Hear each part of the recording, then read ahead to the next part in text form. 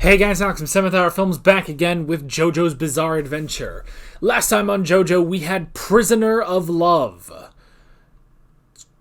An interesting title. Anyway, so yeah. Jotaro and Jolene were making their way through the prison. They were about to get out and make it to a submarine provided by the Speedwagon Foundation.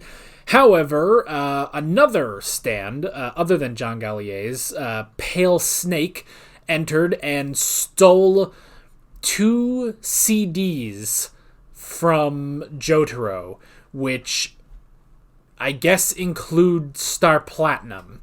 So Jotaro, I guess it kind of also just lost his soul too.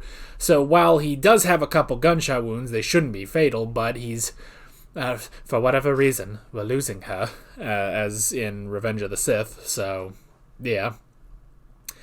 So, Jolene got him to the Speedwagon Foundation submarine, but she went back into the prison so that she could go get those discs back and hopefully save her father. And also, John Gallier is dead now. So yeah, interesting stuff going into this episode. Like always, the reaction is down in the description and in the pinned comment for your viewing pleasure. So let's go ahead and jump right into this episode of JoJo's Bizarre Adventure. Here we go.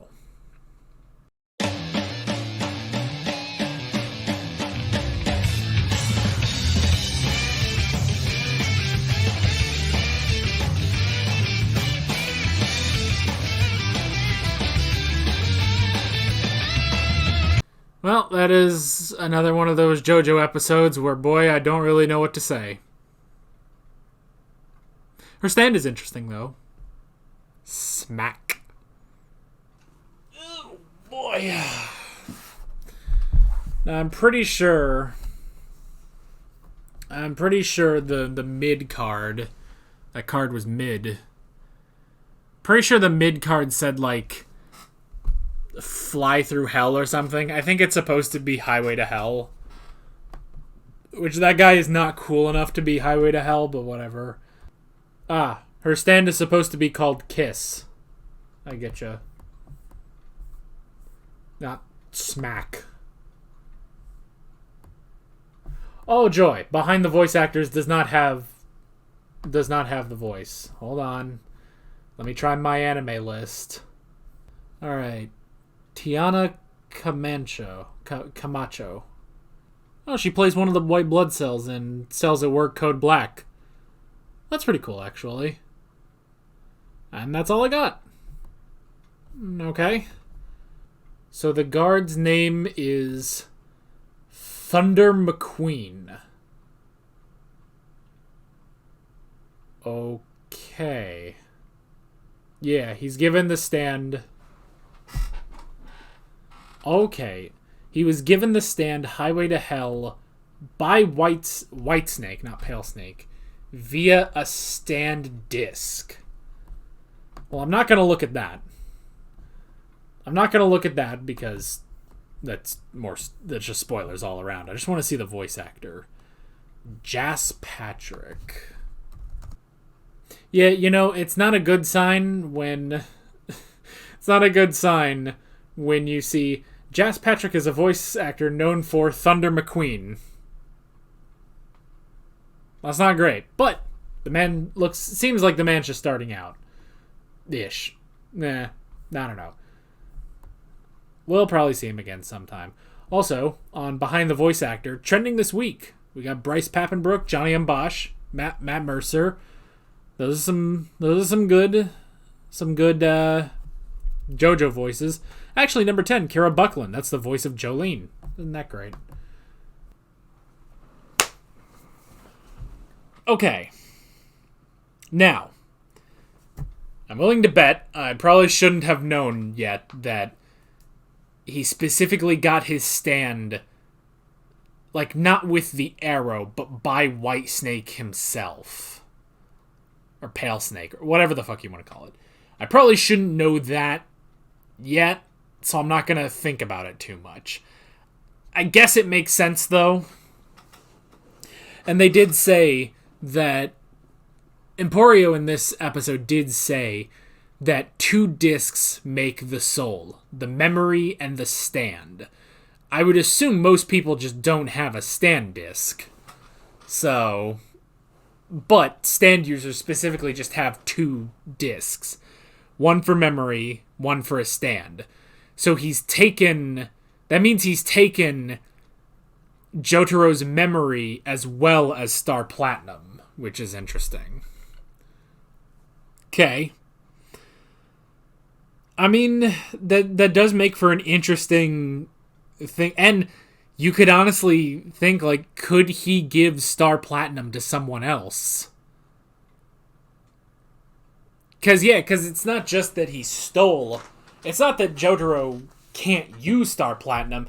It's that now, I guess somebody else could use Star Platinum if they're given the disc, you know? Now, I assume he wouldn't do that to himself, whoever the user is, because then he wouldn't have Pale Snake. But he could give somebody else Star Platinum, assuming... See, I don't know. Like, it kind of begs the question, like, would Star Platinum rebel, you know? I suppose it's possible. I know I don't like to talk about sentient stands on here, but there is a sort of autonomy to Star Platinum that we've always seen, you know? And I've always been fine with autonomous stands, you know? Maybe stands acting a bit on subconsciousness. Just not... It's whenever they start talking that I kind of check out, you know? With the exception of, like, 6 bullets. That's the only one I give a pass to, really. But yeah. And the whole thing with Whitesnake is the same thing with King Crimson, where it's like, well, it's not that they're talking, it's that obviously the user is talking through their stand, so yeah. But it does beg the question, could Star Platinum, because it is specifically someone else's stand, you know? Because that's the thing is, McQueen here, Thunder McQueen,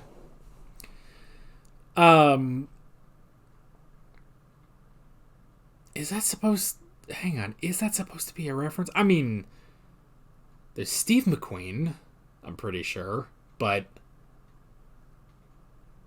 Thunder McQueen, I don't know. See, my first thought is this a reference to Lightning McQueen? But why the fuck would that be a reference? I don't even think Cars was out when this came out. So that begs the question, is Cars a reference to this? There's your next question. That would be really weird. Anyway, but he wasn't trying to use Highway to Hell. Like, he wasn't trying to use it. It just happened like that. A stand that if you injure yourself,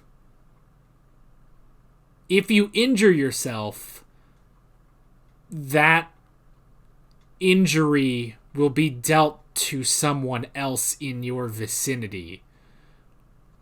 Which, you know, it's hilarious because I just watched an episode of My Hero Academia today where there was a absolutely bullshit quirk where it's like, oh, if you don't do this thing, you'll explode. And it didn't make any sense. But I said today, I was like, you know what? That sounds like something that would happen on JoJo. And look where we are. Look where we are, because that is one of the worst goddamn stands.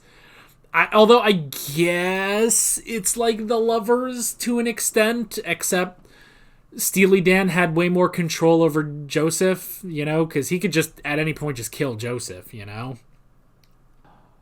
So yeah. Why was it always, like, propellers? Why was it always propellers? Why would this guy not chill the fuck out? If he was sent to prison, why is he a janitor? Is it just because of, like, good behavior or something? If this guy has such a terrible view, like, self-view, why did he steal the money? Like, I don't know. Maybe that's a dumb question. It was a good episode for Ermes.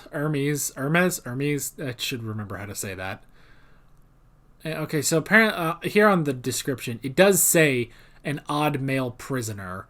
So I guess he was a prisoner. He just he was also a janitor there. I guess that makes sense. That can happen.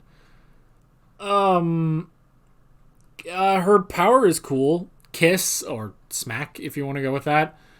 Her power is pretty cool. That she puts a sticker on something, and then that thing is duplicated. But if the sticker comes off, those two things merge back together, and anything in its path is fucked, basically. That's kind of interesting. I was curious if she was going to get a humanoid, an actual thing, and at the end she did, so... And she's already being clever with it. I like the moment where, she's basically being drowned, and she duplicates her nose so that she can keep breathing. I thought that was very clever. Yeah. Because I don't know what else to say about the dude. Again, this was a good episode for Ermes. I like her interacting with Emporio. I'm glad that gets her in on the plot. Now she's got to go find Jolene and talk to her. I don't know. Okay, so a good episode for establishing Ermes and her new power. Good episode continuing the mystery of Whitesnake. The antagonist was kind of weird, but whatever. It's kind of par for the course for JoJo, I suppose. So, yeah, there's really nothing else I can say about it. It was kind of funny, though, that it's like, oh, my shotgun went off, and it just so happened that a woman was jumping off the building and committing suicide, and I accidentally shot her right as she passed my window, and everybody thought I shot her, so I was sent to jail, and it's like, what the hell are you talking about? So that was kind of funny. I did kind of like that, but yeah. Yeah, I got nothing else. So that's basically it. With all that being said, I'm Alex from 7th Hour Films, and I will see you guys next time. Take care.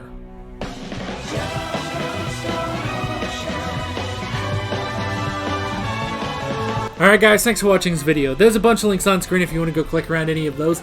There's a playlist for all of my JoJo's Bizarre Adventure reactions, as well as another video you can go click on if you want. There's also a subscribe button and a Patreon button on screen, as well as other links in the description if you want to go check out any of those. See you guys later.